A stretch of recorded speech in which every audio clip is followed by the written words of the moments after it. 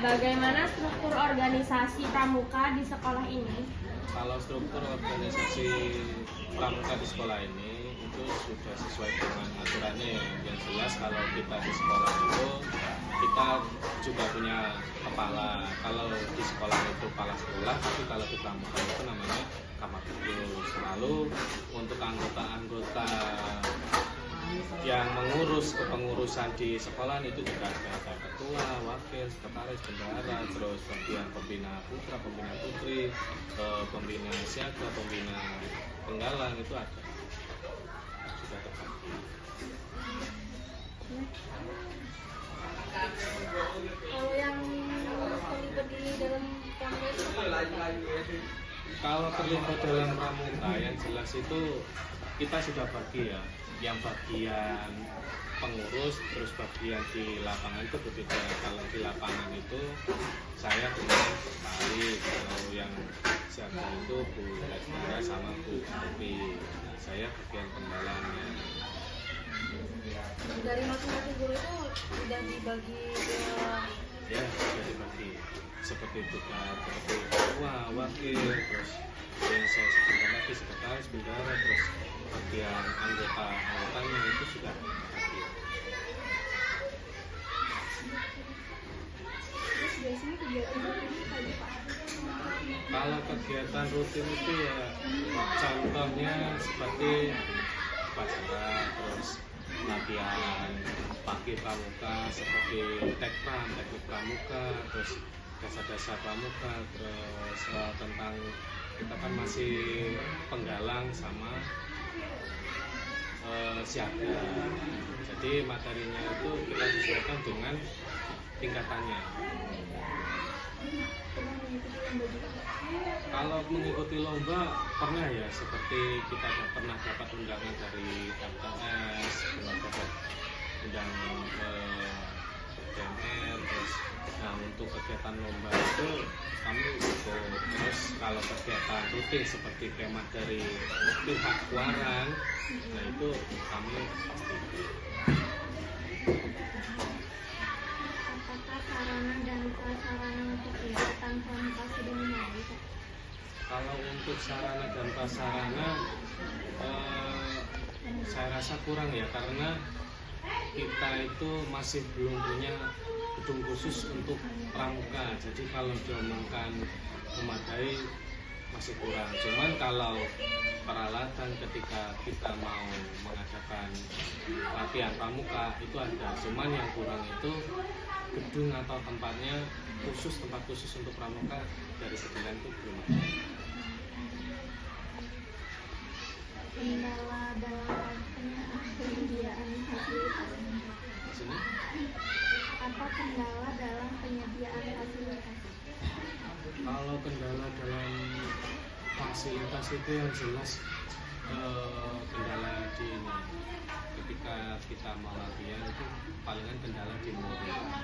Jadi misal kalau kita mau memfasilitasi tentang tali menali atau tongkat, nah, fasilitasnya itu kadang masih kurang, bahkan ada yang tidak sesuai dengan ketentuan. Nah itu banyak kendalanya di situ. Kalau setiap hari kita latihan pasti ada saja kalau kendala.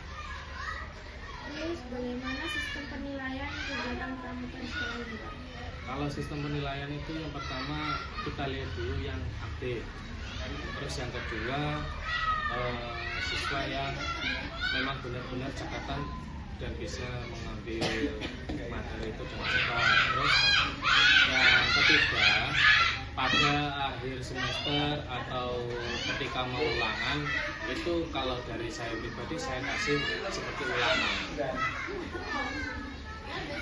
Terus apa saja prestasi yang pernah diraih oleh pramuka di sekolah ini? Kalau prestasi yang jelas seperti kemah seperti biasa itu ya. Kalau yang adakan Kuarang setiap tanggal 14 Agustus itu alhamdulillah kalau enggak minimal 1-2 piala itu pasti bawa. Terus kalau kayak undangan dari sekolah lain seperti lomba-lomba atau apa juga pasti dapat.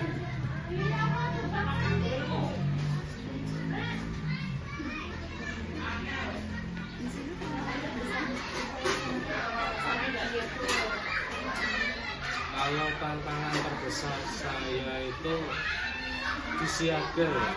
Jadi tantangan terbesar saya itu di siaga, tantangannya itu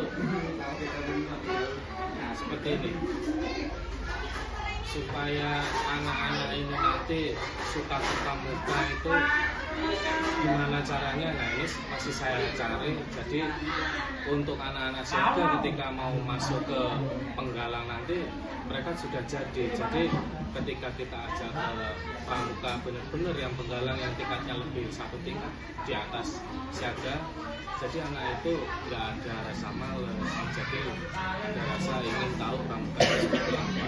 Itu tantangannya terbesar. Berarti pengen anak itu biar mengikuti kegiatan Ya, pramuka ya. aja.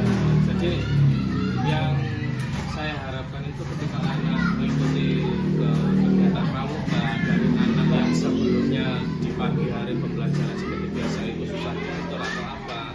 Nah kalau di pramuka itu kan pendidikan karakter. Jadi saya itu mau membentuk karakter anak supaya berubah di pramuka, supaya nanti di kelas itu juga ikut berubah karakternya.